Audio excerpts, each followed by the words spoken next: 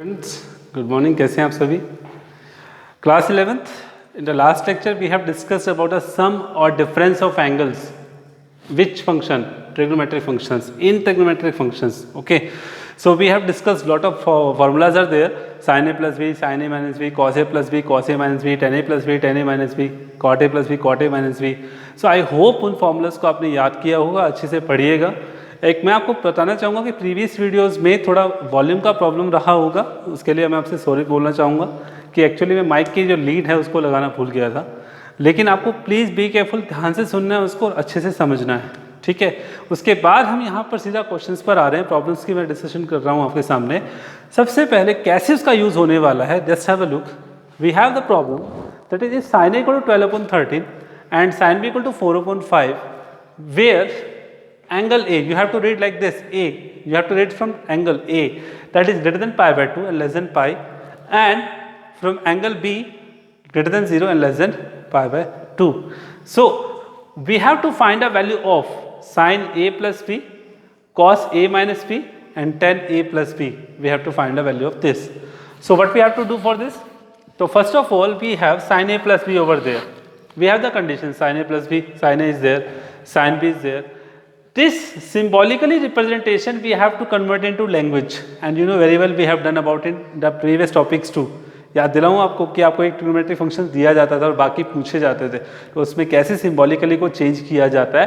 What it says, this says this angle A is greater than pi by 2 and less than pi, means second quadrant. A lies in the second quadrant. Okay. Second one, B greater than 0, less than pi by 2. It shows that B lies in the first quadrant. So I convert this symbolical representation into the language of the question. So we have sin A, sin B. A lies in the second quadrant, B lies in the first quadrant. So what we have to do right now? Sin A plus B. This is sin A plus B we have to find. We have to find a value of sin A plus B. Then use the formula of sin A plus B.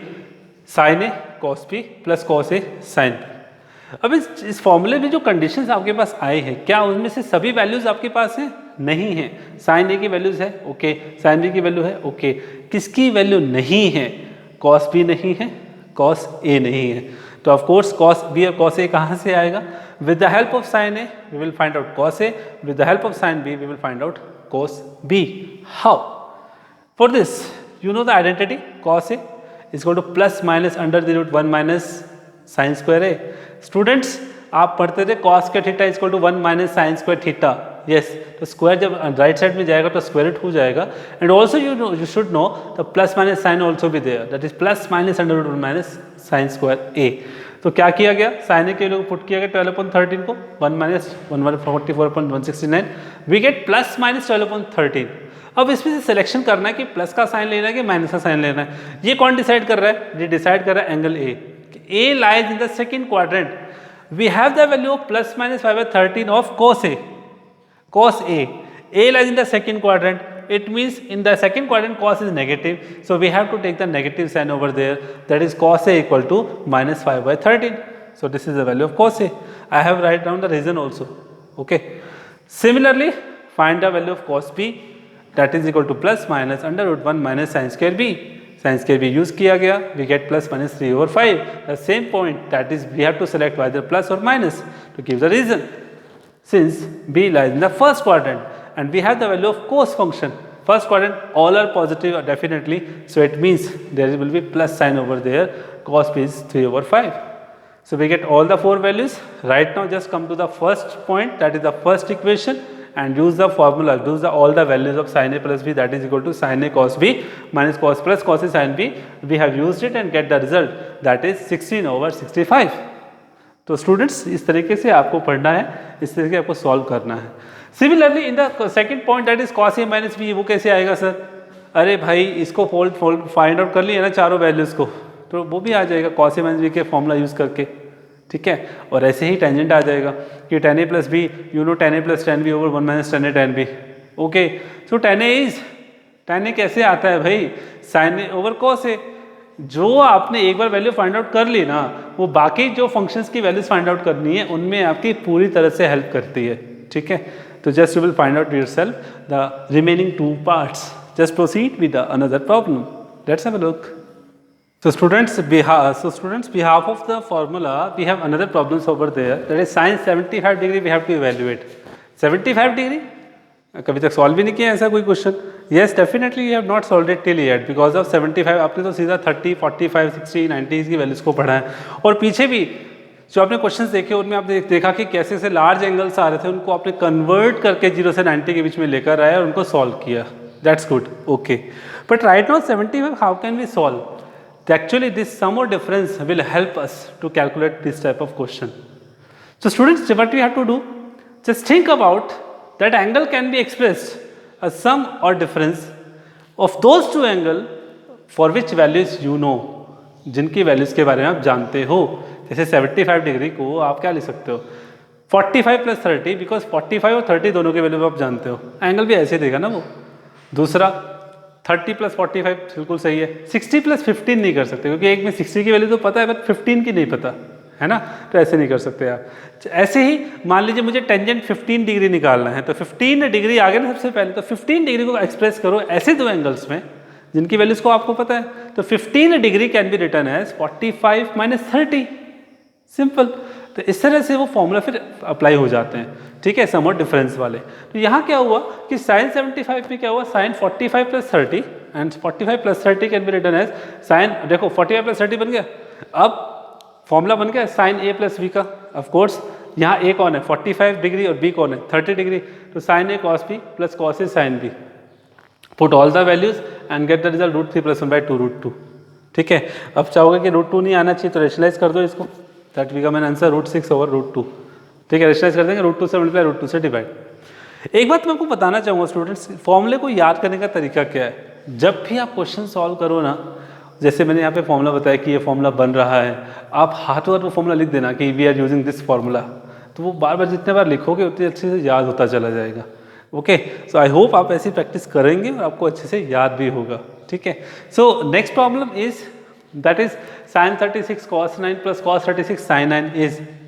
Students just focus on it. This is a form, this is a form. तो मैंने देखो इसके नीचे लिखा है कि जो actually जिसको इवैल्यूएट करना है, ना तो हम 36 की पर्टिकुलर वैल्यू जानते हैं, ना ही पर्टिकुलर 9 एंगल की वैल्यू जानते हैं. तो what we have to do, just focus on the form. This is the form of this. Look at this, sine A cos b प्लस cos a sin b. Sine A cos b प्लस cos a sin b that is equal to sine A plus b. Reverse भी तो याद कर सकते हो ना. Sign A plus B याद किया है, sine A cos B plus cos A sine B, तो इसे भी याद रखो ना कि sine A cos B plus cos A sine B क्या होगा, that is sine A plus B.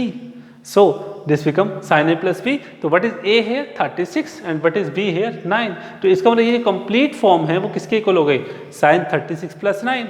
Look at this, sine 36 plus 9. इसको मैं कंप्लीटली ऐसे लिख सकता हूँ, बिल्कुल लिख सकता हूँ, क्योंकि ये जो फॉर्म है इस फॉर्म को फॉलो कर रही है और ये फॉर्म इसके इक्वल होती है साइन ए प्लस बी. तो A 36 B 9, 36 plus 9 sine 45 and that become 1/√2. Okay students, तो इस तरह से आपको प्रॉब्लम को सॉल्व करना है. Let's proceed with more and more problems. Let's have a look. So students, look at this question. We have to prove that cos 3π/2 plus x into cos 2π plus x in the whole bracket over there, cot 3π/2 minus x plus cot 2π plus x is equal to 1. कुछ नहीं करना है, जैसे बोल रहा है वैसे करो. मतलब अपना दिमाग नहीं लगाना है, दिमाग तो लगाना है बट जैसा बोल रहा है वैसे करते जाइए. So just have a look. We are taking a left hand side. Cos 3π/2 plus theta, you know 3π/2 that is 270.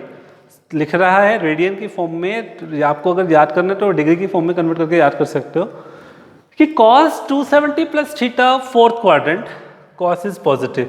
Okay, 270 में फंक्शन चेंज होता है, that is also okay.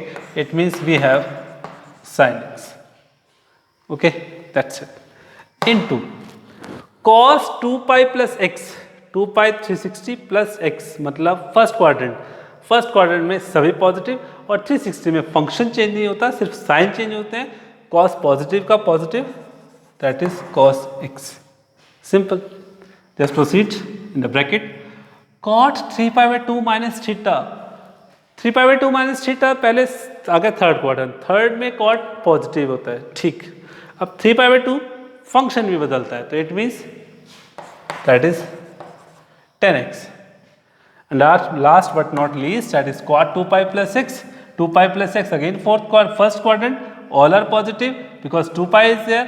Function will not change. It means that remain quad x. And just solve it. Sin x into cos x, and tan x can be written as sin x over cos x over sin x. Sin x into cos x, take an LCM, cos x into sin x, that becomes sin square x plus cos square x, and that is 1.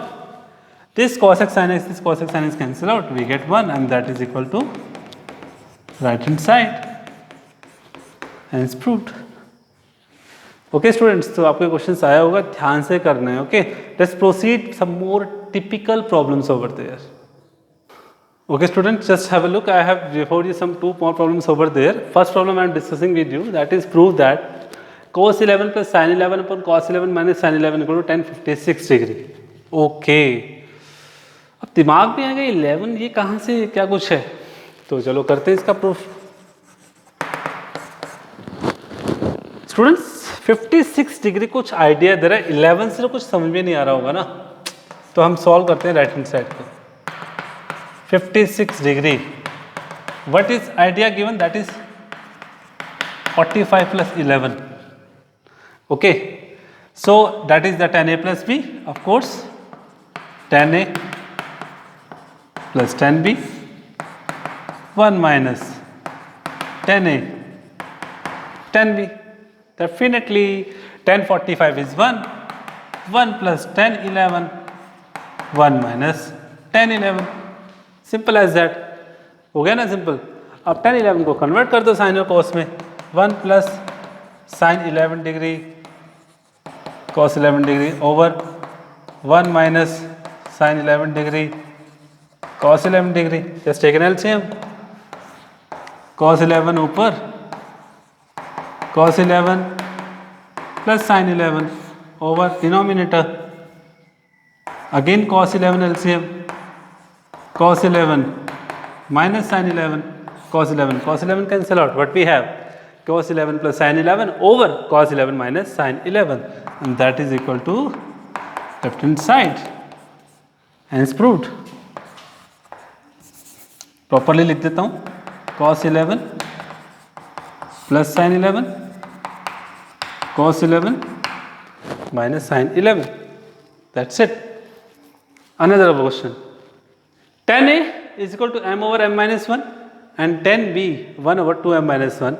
We have to prove that a minus b equal to 4. Means tan a और tan b की value देखकर ये क्या कहना चाहता है, आपको proof करना है a minus b equal to pi by 4. a minus b मतलब difference of 2 angle. But which trigonometric function, of course tangent ही लेना है. क्यों? क्योंकि टेंजेंट्स की वैल्यू दे रहा है भाई.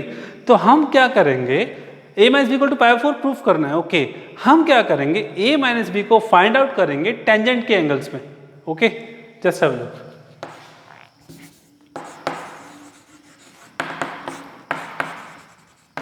क्योंकि टेंजेंट्स की वैल्यू गिवन है ना, तो इसलिए यूज करना है definitely. tan a minus B, tan a minus tan b,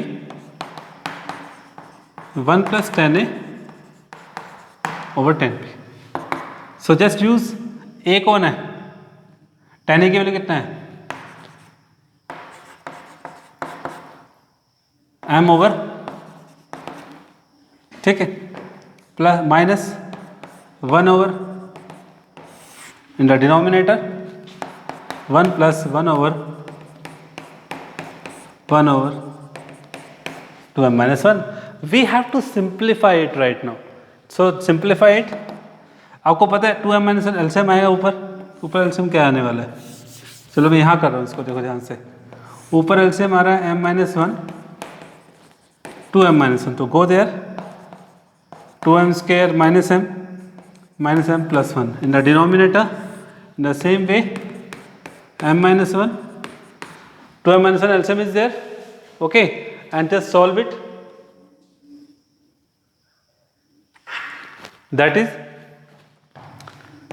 2m square minus m minus 2m plus 1 plus 1. So denominator is cancelled out by taking LCM and just simplify over there. That become 2m square minus 2m. Okay, times के minus m minus 1. ठीक है. So what we get? 2m square minus 2m plus 1, m over m minus 1 and 1 over 2m minus 1 is na? Yes. So a minus b equal to pi over 4 we have to prove. Tan a minus tan b m over m minus 1, m 2m square minus m plus 1 and m 2m square minus m and minus 2m plus 1 and plus 1 over there. Okay, yes. So what we have? 2m square minus 3m plus 2 over there. Okay. So some correction over there, that is m over m minus 1 and 1 over 2m minus 1. So I think some mistake is there in this question. That is m over m minus 1 and 1 over 2m minus 1 gives 2m square minus m plus 1, 2m square minus 2m plus 1, 2m square. When they are multiplied together, this gives the result 2m square minus m minus 2m plus 1, that is plus 2. So this is a mistake. This is a simple, of course this question is definitely गलत है यहाँ पे. तो आपको क्या करना है, इसको सिंप्लीफाई करना है. जस्ट आपको प्रूफ नहीं कर सकते यहाँ पे, क्योंकि यहाँ पर जो सॉल्यूशन आ रहा है वो सेम आना चाहिए, तभी वो कैंसिल आउट होगा और हमें वैल्यूज देगा 1 और तब हम जाकर ये कहेंगे कि हाँ ये सॉल्यूशन हो गया. तो मेरे ख्याल से इसमें कुछ मिस्टेक है और उस मिस्टेक को ठीक किया जाना चाहिए पहले. ठीक है. So just have a look. इसको आप छोड़ सकते हैं अभी. ओके.